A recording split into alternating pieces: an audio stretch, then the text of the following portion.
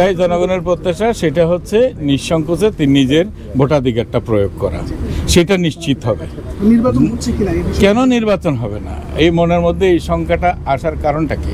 কোনো কিছু কারণ নাই। নির্বাচন কমিশন এবং সরকার এবং জনগণ সবাই আমরা উদ্গ্রীব হয়ে আছি নির্বাচন করার জন্য।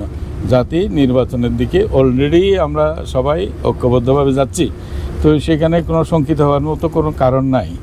আমরা নির্বাচন হবে, আমাদের এখানে নির্বাচিত সরকার আসবে, জনগণ যাকে পছন্দ করে তাকে তাদের সরকার হিসেবে নেবে, ভোট দিয়ে নির্বাচিত করবে। আমাদের আগামী দিনের নির্বাচিত সরকার আমাদের জন্য চমৎকার একটা বাংলাদেশ বানাবে, কারণ এটা আর আগের মতো হবে না। আগের মতো যেরকম এক দেশদর্শী, এক দলদর্শী, এক ব্যক্তিদর্শী, এই ধরনের কোনো দেশ আর আমাদের হবে না। আমরা সম্মিলিতভাবে আমাদের দেশ গড়ে তুলব। ওখানে একজন উপদেষ্টা স্বয়ং উপস্থিত আছেন। এই অনাকাঙ্ক্ষিত ঘটনা হয়েছে, আমি শুনেছি আপনার মতোই।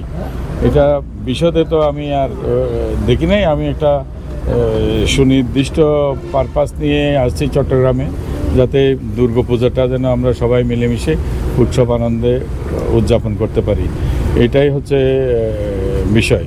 আর যেটা আপনি আমাকে প্রশ্ন করেছেন, সেটার জন্য আইনশৃঙ্খলা বাহিনীরা আছেন, ওখানকার স্থানীয় প্রশাসন আছেন, তারা স্থানীয় জনগণের সাথে যোগাযোগ করে এই বিষয়ে যারা দোষী তাদেরকে শাস্তির আওতায় নিয়ে আসবেন। সাধারণ জনমালের নিরাপত্তাও বিধান করবেন আইনশৃঙ্খলা বাহিনী, এটাই আমরা কামনা করি।